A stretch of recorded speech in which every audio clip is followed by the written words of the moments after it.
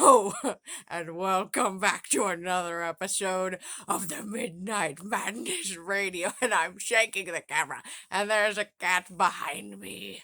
Ah, yes, I am your host, Madness. This is the Midnight Madness Radio. It is after midnight for the first time in a while. I'm recording 100% after midnight, so it's after midnight. Yay!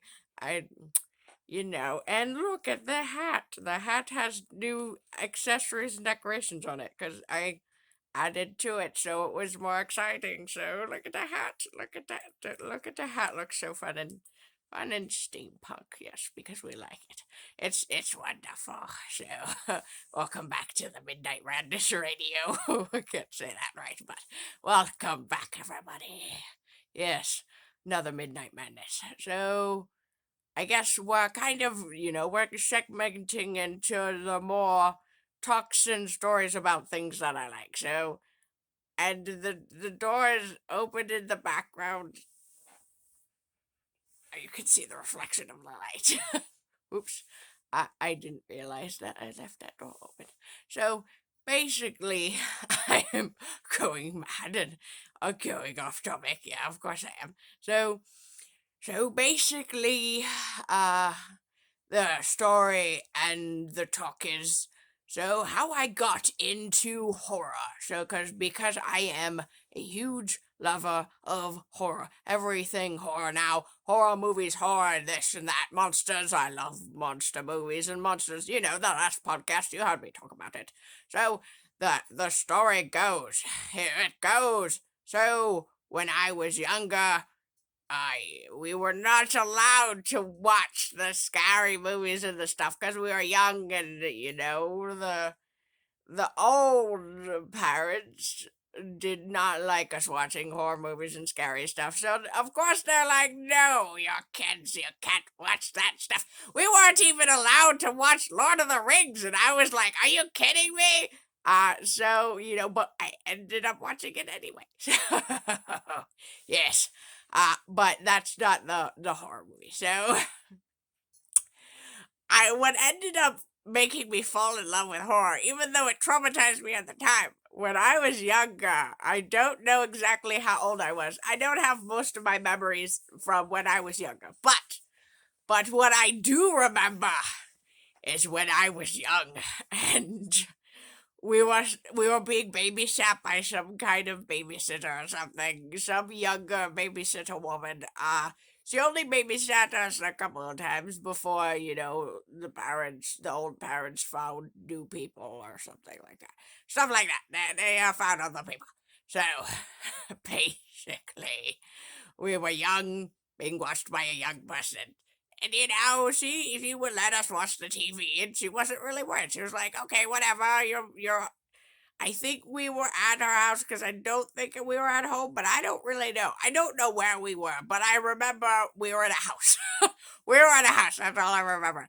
And I was sitting in front of the TV, and when I look back on the memory, it feels like, almost uh like looking at yourself from out of your body, like you can see yourself, but it's like I see this other person, and when I think about my past, I see it from a third person point of view, which is so weird. So instead of seeing what I would be doing, I'm looking at this person from an outside perspective. I can't speak. It's a madness. So it's like looking at this person from on the outside, and I'm watching this person. This person's supposed to be me, but it doesn't feel like me because I'm watching what they're doing. I can see what they're doing. When I think back to the few memories I have, I see myself instead of looking through my eyes. I see myself sitting there or whatever. And usually the memories that I have, it's like, so I see this person, and this person is supposed to be me. So and of course the cats are running as soon as I start recording. The cats go crazy, and they start chasing each other, and they start going mad because the madness makes them mad. So now they're going mad. Hey, cats, So you can hear the cats in the background.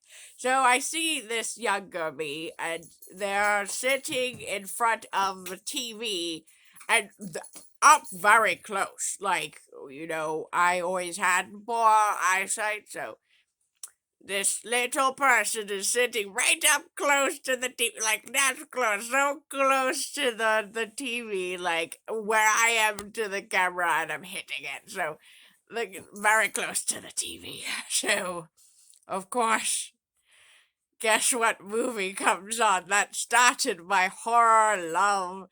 It was Jaws. Yes, yes, Jaws. The thing that got me into monster movies, the thing that made me end up falling in love with sharks in the future, and the thing that traumatized me for years. Yes, it did. So, the movie, I didn't remember most of the movie from my childhood, but I remember this kid sitting in front of this TV, really close to the TV. And you know what? The thing that I do remember seeing was the part where Captain Quinn, I believe that's his name, but where the part that traumatized me, not all the rest of the movie, it's the part where Jaws jumps and breaks the boat, and Quinn, or I think it's Captain Quinn, or Quinn, I can't remember. But he slides down and into the mouth of Jaws, and he's trying to kick and get away, and attacks the Jaws, and Jaws ends up getting him and eating him alive. That traumatized me for so many years. It's still the least, as far as death goes, being eaten alive is the number one on my do not ever want to happen list. So that's the one thing I don't want to happen. If I'm going out, I better not be eaten alive, because that was terrifying. So when I was younger, this traumatized me. Yes, I was sitting in front of the TV watching that scene, and that scene is what I remember. That child watching that scene, and that traumatized that child. That child, for more reasons than just that, but that child was traumatized and afraid to take baths. And you know what? I think there's something else that has to do with that trauma too, but we're not going into that story, because that is not the kind of story we're gonna have here. So, I was traumatized of water. No baths, no ocean, no pools, no swimming. For a long time. For quite a long time, I would not. I only showers for a long time. It took me a long time. And it's weird psychological fear, irrational fear of water. But I think it happened to a lot of people, actually. Like, a lot of people were traumatized by Jaws. I was a child, and it was on the TV, and I was like, "Ah, ah, ah." So that was my first horror movie, and I was traumatized, and then I was like, oh my gosh. So, but as I got older, I was like, why was I so afraid of Jaws? So I started watching, I would rewatch the movie as I really, I began to love horror, so I started watching other horror movies and stuff like that. And I was like, for a long time, it took me quite a long time when I was watching horror movies to actually watch Jaws again, because I had this like fear built up in my head that I was like, I can't watch this movie. It's terrifying. Like, all I can remember is that one scene, and I don't want to see it again because it's gonna scare me. But as I watched it, when I watched it when I was older, it wasn't so scary. I mean, of course, it was still intimidating, and the music to this day, it would give me my heart drop.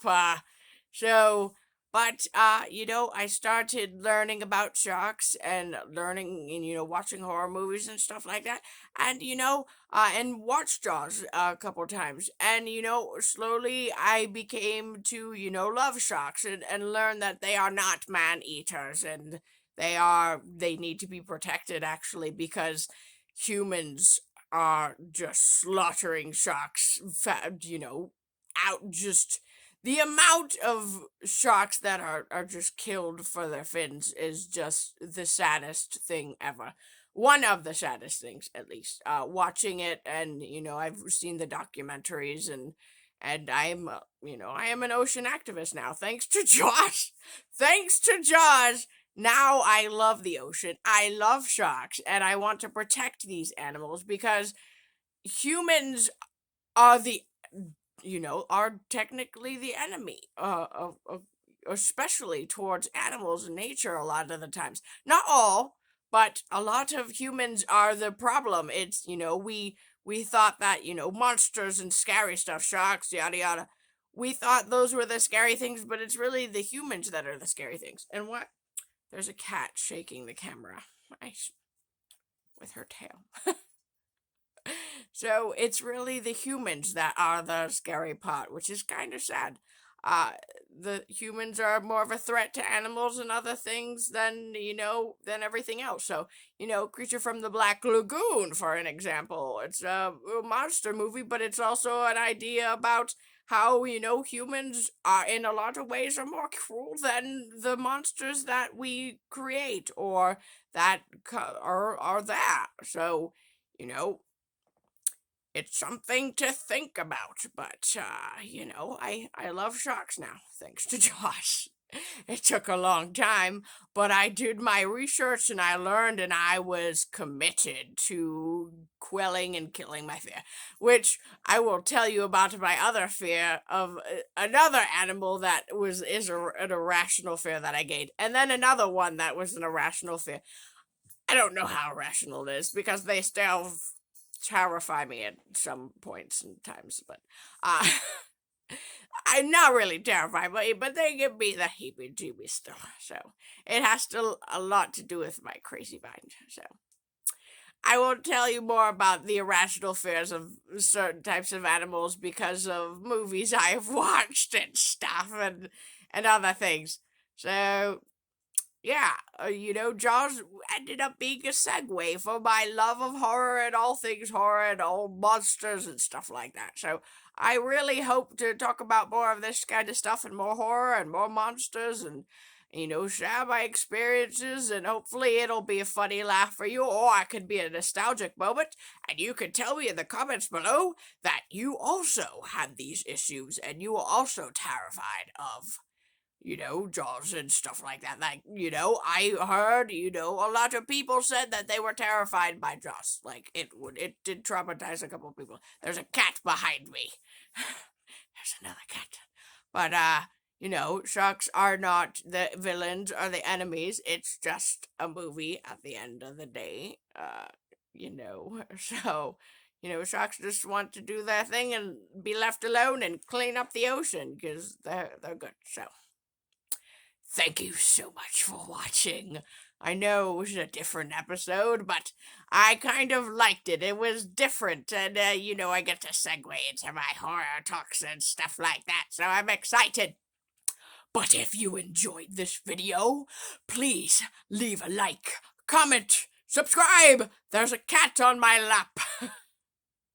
And make sure to tune in to the next episode of the Midnight Madness Radio. This was episode 12. Or no, it wasn't 12. No, I was on 10. This is episode 11. Yes, this is episode 11.